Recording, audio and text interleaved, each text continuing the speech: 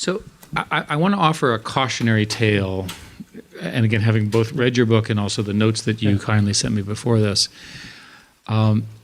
If you don't understand the subtlety here, you would conclude that the correct thing to do is to grow everything as fast as you possibly can everywhere, right?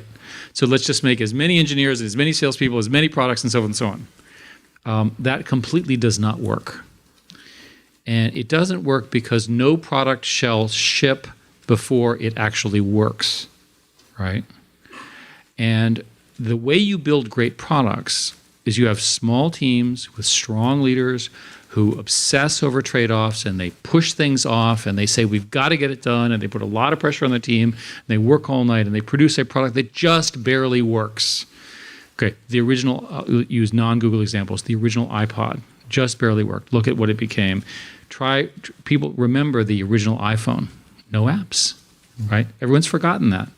Just barely worked, but it just was just the right combination to create an enormous franchise that's now 70% of the revenue of the world's most valuable company. I was talking to Travis Kalanick. We are major investors inside of Uber, so we have good relationships with Uber. And his description of Uber was that he understood scaling, but the app wasn't ready. So you have to sort of have judgment about when the product is ready to scale against it. Okay. And so we would debate this over and over again. And so Larry and Sergey would play tricks on me. So a typical example would be, I would say, we're not strong enough to take on Microsoft. And they wanted to do an operating system and a browser. And I said, there's no scenario where we'll ever do an operating system and a browser.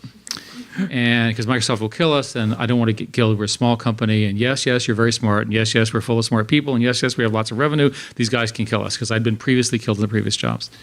And so they hired somebody to improve the performance of Firefox. 6 months later, I'm called down to one office, and this person who was supposed to improve the performance of Firefox has managed to invent Chrome. Shocking. Yes. And I say, well, how long have you been doing this? Well, I've been doing it on the side. No, you haven't. You've done it full time. Well, yeah, I had 3 other people. Okay, well, how many more people do you have? Oh, 10 more people.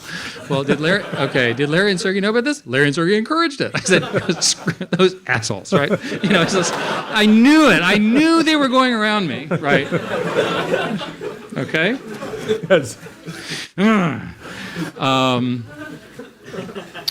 And then I said, well, we can't do an operating system. So they bought this company called Android, and they said, yeah, it's just for smartphones. It's software for smartphones. Don't worry, Eric. Today, Android is 1.4 billion plus operating systems use, largest number of operating systems in the world. Chrome is the largest and most successful browser. So maybe the lesson to learn in management is I'm just wrong all the time. But the secret was you have to have judgment as to when these things can scale, right? And I can give you plenty of negative examples. An obvious one is Wave, right? It was a complicated email product that we launched to great fanfare, and we watched its adoption rate. Marissa had this rule, which is a good rule, that at Google, you cannot tell how successful a product is until the first 6 months, because what happens is you get this adoption cycle, and everyone loves the product because everyone tests it, and then you watch what happens. And the great products, they're bumpy, but they go up. Well, this is what it looked like this. So it took Eric, your friendly CEO, 18 months of going straight down before that project was canceled, right? So again, lack of due diligence last. So the reason I'm answering your question in the blitz growth argument by saying you've got to have the products that you can scale. Yep. If you have the products that can scale, the thing that's new is you can scale very quickly. The Uber example. Once you have an app and a business model that more or less works, there's no reason why you shouldn't go global and wide. When I started at Google, I sat down. My first concern with Google was I thought the whole thing was a sham.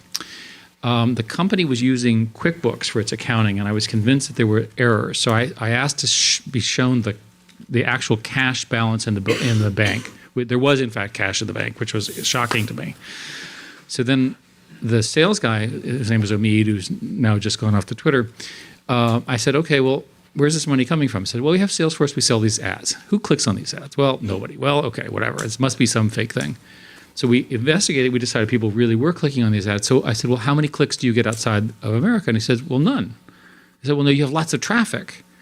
So I said, leave and go to Europe and don't come back until you have sales operations in Britain, the UK, and France, which is a strange thing to say to somebody.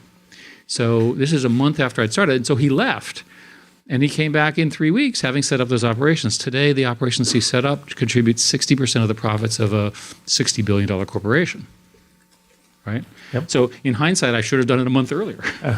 Right? Think about the compound value of that decision. Yep. So there's a point when you keep it small, and there's a point where you expand. And when you expand, you grow very, very quickly. Right? And it has to be replicable. So let's using Uber as an example. Always the favorite example because everybody understands Uber, as I said. Do you believe that the Uber model scales well outside the United States? Well, ask the French. Okay? The French love it, but the government hates it.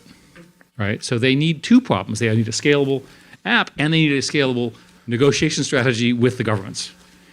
Right? So now you can guess how far they'll be. Right? Google had the same problem with China, and we lost. So what, any heuristics for when the product is right for scaling? Well, I have another opinion about this. And if you think about the greatest products, they've almost always been designed for the benefit of the people who actually are building them. And so the Uber story, they built this to share apps. And in fact, the original Uber was a private sharing group. Larry and Sergey built Google for Stanford, and particular for themselves. The server was in Larry's dorm room, and they needed a second server. They didn't have enough power, so they ran the cord over the room into the gentleman next door's dorm room. They opened up the server for the entire campus here, and the usage was phenomenal. Andy Bechtolsheim heard about it through David Cheriton. He wrote a $100,000 check. They didn't have a name for a company. He wrote the check. He gave it to Sergey. Sergey put it in his wallet without a name on it for $100,000 and left it in his wallet for a month until they had the name Google invented. Right? They moved into Sergey's girlfriend's sister at the time, then wife, ex-wife, the long history of life there, house which we now own, where they set up these servers in the garage. And they slowly took over each of the bedrooms. And this poor woman who I think was pregnant at the time kept saying, the baby's coming, the baby's coming. They put Google World Headquarters in the baby's room. Right? So the rest happened. But then is the heuristic, you already see such impressive demand, you know you have to keep up with it, or sometimes the heuristic simpler or different than that? It's easier if I give you a latch. It is tempting to believe that you have a product that works before it works. And the error that's made, especially by non-technical people, is they believe what the engineers tell them, and then they pre-scale for a product that doesn't work very well. So think of it in a different way. Think of it as, I'm going to raise money from you, because of course you're a very famous venture capitalist. I'm going to take your money and I'm going to do everything I can to build a great product. And you're going to be all over me. Where's your international strategy? Where's your sales strategy? And I'm going to say, Reed, just stop. The product doesn't work yet. I'm saving your money. Because I know in today's market, the moment I have that product, I know I can hire a sales and marketing and evangelism team in a week. And I can do it globally. That's the difference.